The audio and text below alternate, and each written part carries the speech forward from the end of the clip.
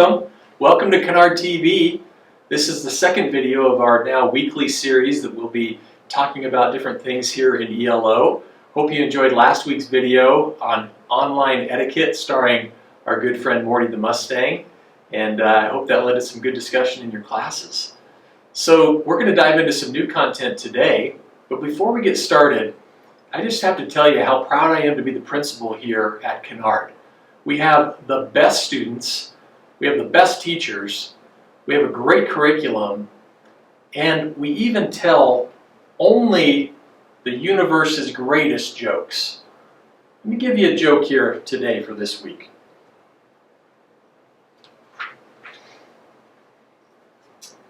Why did the class seem unusually long?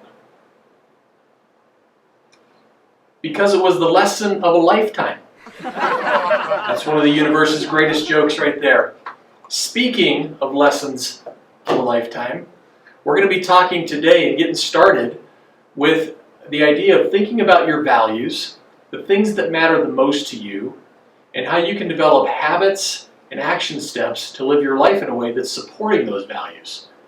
To lead us in today's lesson, we have our assistant principal, Mr. Bergman, and he's got a riddle for us.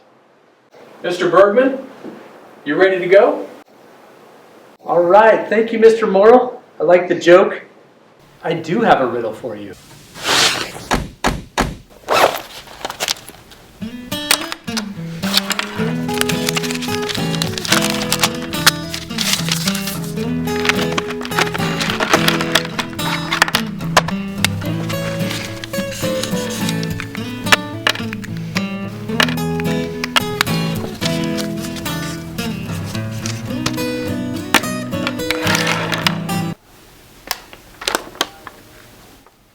Who am I?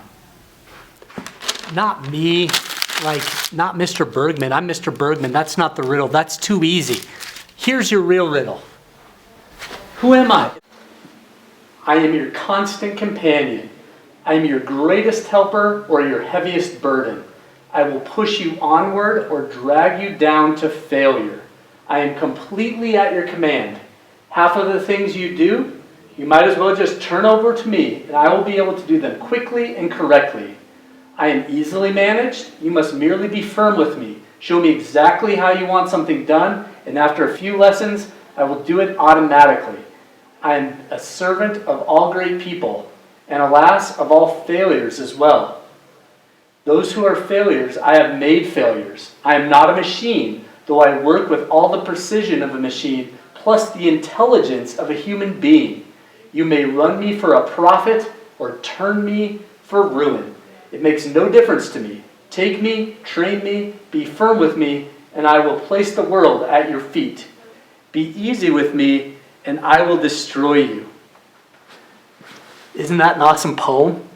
It's not about a person, but think to yourself, who am I? Pause the video and talk with your teacher. What guesses do you have? What is the poem referring to? All right, Kennard, I hope you had some great guesses. A few of the guesses I've heard in the past are things like, is it pride? Is it love? Is it discipline? Those are all great guesses right in the type of things we're looking for. The actual answer? I am habit. Okay? We're going to spend the next few weeks exploring what habits are. Habits are important because first we make our habits, then our habits make us. Okay? On the screen, I put a poem here. Something to think about. One of my all-time favorite quotes. It goes like this. Watch your thoughts, they become your words. Watch your words, they become your actions. Watch your actions because they become your habits. Watch your habits, they become your character. And watch your character, it becomes your destiny. The reason I like this quote is because it focuses on words turn into actions, turn into habits, which is what we're talking about, but that drives your character. And you know at Kennard, we're a character education school, and when we want to care and challenge with character, Kennard character. So if habits are the number one thing that informs our character, we better start studying a little bit about what makes our habits. I want you to press pause on the video, do a quick 30-second brainstorm on a scratch piece of paper or in your head. What are some of my habits? What are my healthy habits? What's maybe a habit I'd like to break? If you pick at your fingernails, for me, it's cell phone usage. I'd like to take the habit down a little bit, use my cell phone a little less. There's also really good habits like waking up early in the morning, getting in a good exercise routine, things like that. So brainstorm for a minute. What are some of your positive habits in your life? What's one goal or stretch habit that you would like to get a little better going into the future? All right, after this video, I would challenge you to share a couple of those good habits and growth areas with you and your classmates. When you write things down or when you say things out loud, it really informs you and challenges you to take action on some of those habits moving forward. For us this year, we're going to study our habits through something that may or may not be familiar to you, The 7 Habits of Highly Effective Teens, which is a book written after the #1 best-selling book, The 7 Habits of Highly Effective People. They made a teen version specifically to meet the needs of people like us, people like you, middle school students, okay? So, you may have seen these habit posters in our school from time to time. It's important for us to ground on common language of how some of these habits really can make or break our performance, our relationships, and everything we do here at school. So we're going to dive into the habits as a metaphor for a tree. Okay, if you know anything about a tree, it's got big roots in the bottom and a lot of things you can't see under the surface. It's also got some things above the surface to make a tree pretty awesome. Let's take a look at the habit tree and a couple of things we can learn from it. We're going to start at the bottom, okay? And inside the roots of the tree, we call private victories. The reason they're called private victories is it starts with you. It's underneath the surface, the things that your friends, your parents, your teachers, nobody really sees, but they're important to you. They're deep inside of you, okay? Habit number 1 is be proactive, which basically means you're in charge of you. Be proactive, not reactive.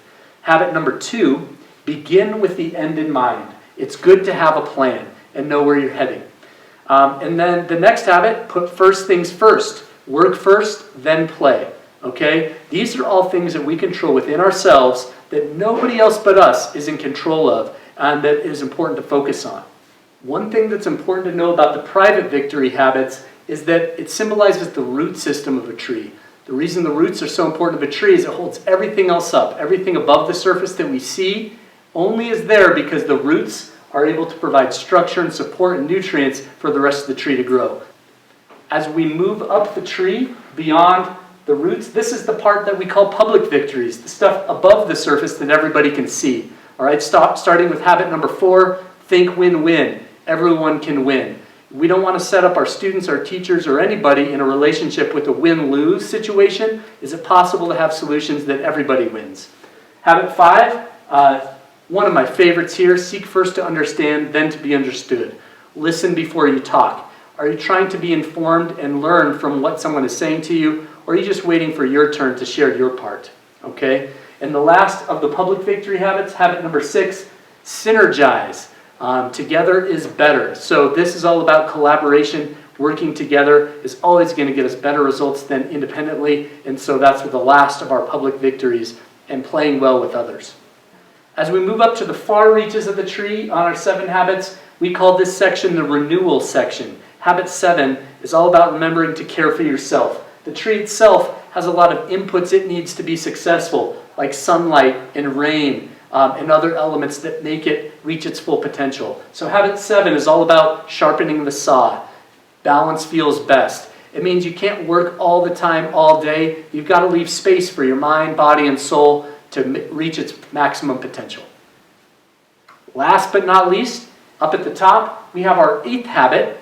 I know it's the 7 habits, but then they added an 8th. It's very confusing. But the 8th habit is super important. It's about finding your voice. Everyone is a leader. And part of this school is we want you to find a way to inspire and lead others, discover your full purpose and potential, and give yourself a voice in the school. Don't just sit back and watch things happen. Make things happen and be an active contributor to our school. Well, there you have it. That's our 7 habits of highly effective people.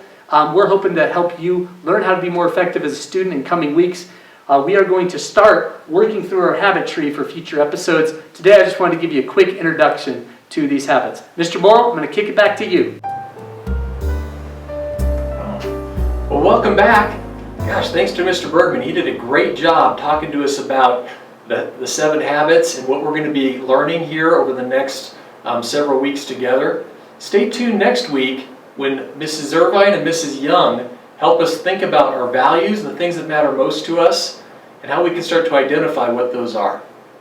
Have a great day, everybody. We'll see you next time.